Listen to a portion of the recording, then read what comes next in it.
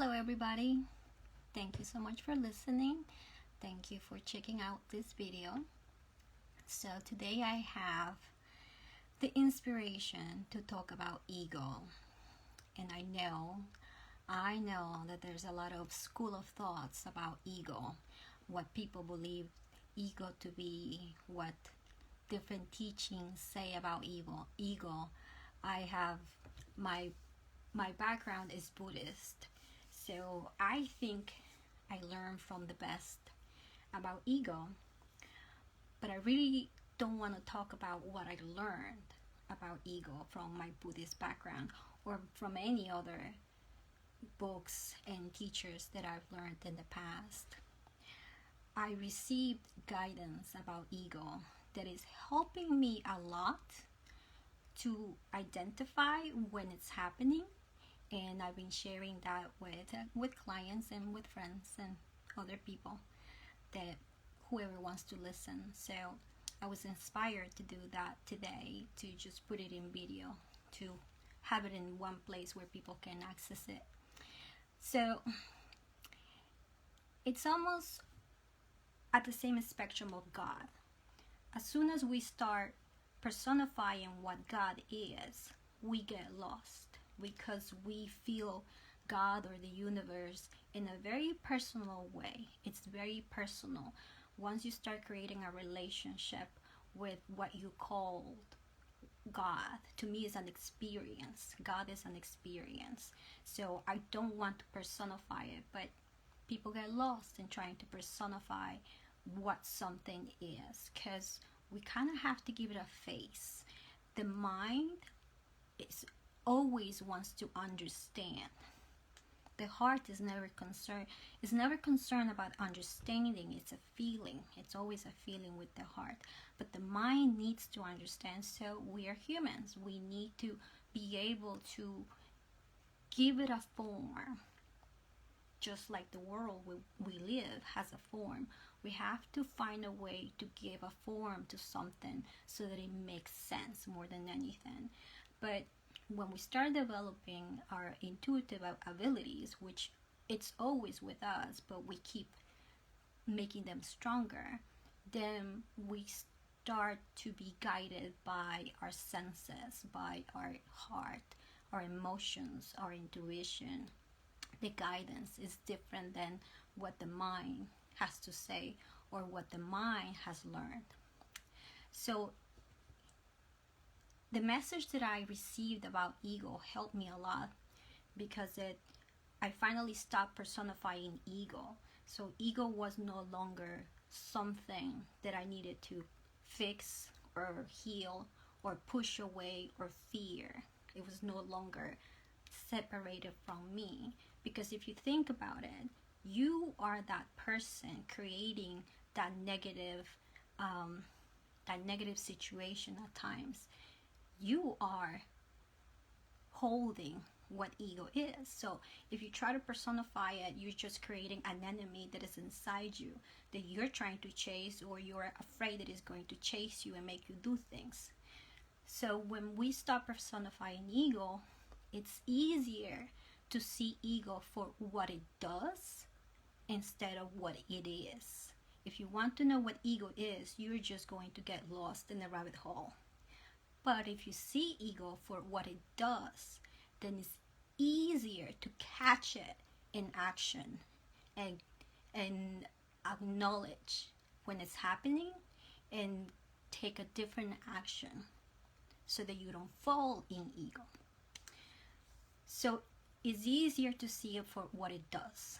And what ego does is it robs you from the opportunity to experience deeper connection with another being. Not just human beings, but any living being. So ego robs you from having that opportunity of a deeper connection. And how does it do that? By holding your beliefs on top of that. So your beliefs are first, and the experience of connection doesn't even have to come. So anytime we put our beliefs, even when those beliefs are good, when we put those beliefs first,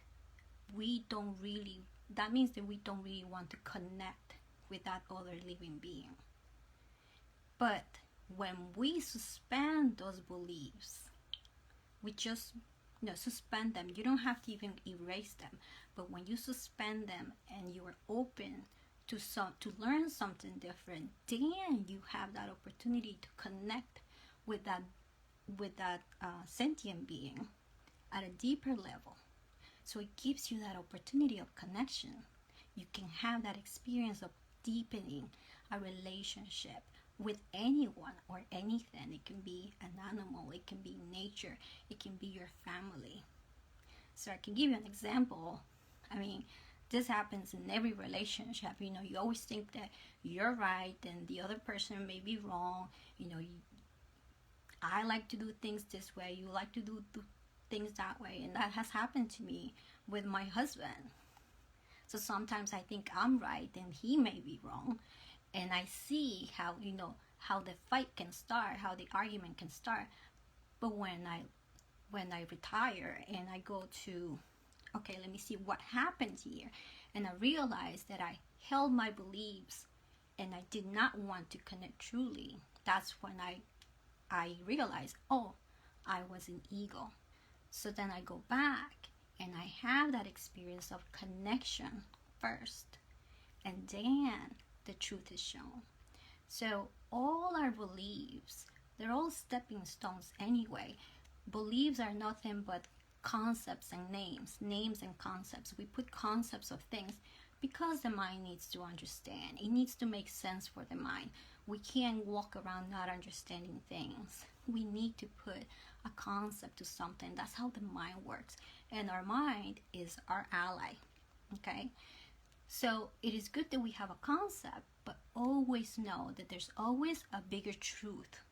And every time we have a misunderstanding on our argument, it's just an opportunity to get a bigger picture of the truth. So here's an opportunity to truly connect with another human being or with another living being, to truly understand where they're coming from, who they truly are, how they really operate inside. So that opportunity to have that experience of connection provides a deepening in that relationship. And the deeper we go into that relationship, the higher the compassion we can bring out. Otherwise, we just stay in a superficial relationship with anyone. When I was very young, in my 20s, I had this belief that business cannot be mixed with fun.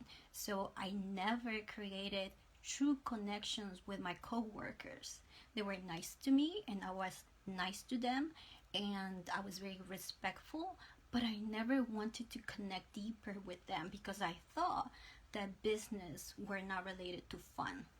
So it wasn't, I believe, that was chaotic or dangerous, but still it kept me limited.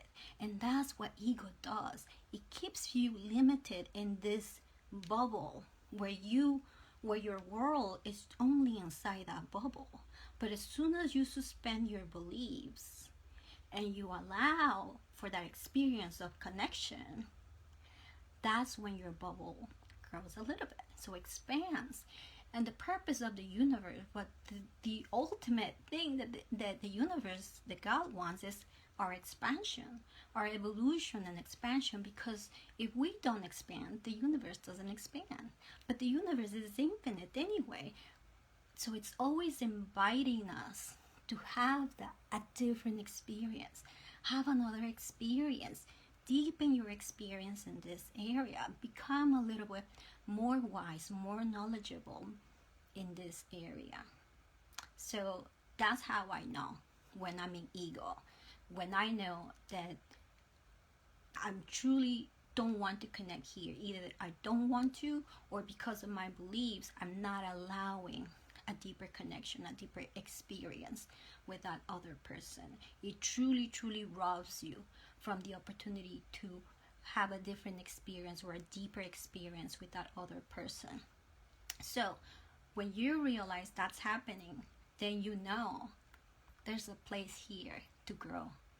There's more to learn, there's more to grow, and I am being given an opportunity to deepen not just the connection with this person, but the experience of who I truly am and what I can believe. Because all beliefs are limited. They're limiting, and they're limited as well. So they will keep you in a place where once you're ready to grow, it will truly hurt if you don't grow. It will keep you in this bubble where your world is your world and everybody else can be growing. And when everyone else is growing and you're kept in a bubble, it will also hurt. You will feel how everyone is expanding, but you keep in the same area. And then you will have feelings of jealousy or anxiety because it seems like everybody else is going ahead of you, but you're still in this area right here. So it's always, that's what it does. That's why it keeps you, it makes you feel like you're trapped and you're not being understood and you're just in this place and you're angry and frustrated. It's because you have put your beliefs first and not allowing a true connection, a true experience of connection happen with other living beings. So if you're not ready to have, you don't have to start having a relationship with your enemies, a deepening of your relationship with your enemies or who you consider to be your enemies or people who are aggressive towards you, but you can deepen experiences with any living beings that you want to, your pets, your anything in nature, family, friends. So if you start practicing with that, you're still expanding and you're growing inside of you, which gets you ready for another experience with people that you don't get along too well. It gets you prepared for that. Okay, so that's what I wanted to mention about ego. I've been talking about it quite a while about it with different people, and I thought it will be good to just put it in video for people to know this little nuggets of wisdom. So thank you so much for listening again, and we're going to have a meeting tonight in a few minutes. I hope you guys come, and I'm also putting these videos on YouTube, so if you're watching this on YouTube, remember that you can subscribe and hit the bell so that you can see all the new material as I put it in. And thank you for liking the video as well. Okay, I'll see you next time. Bye bye.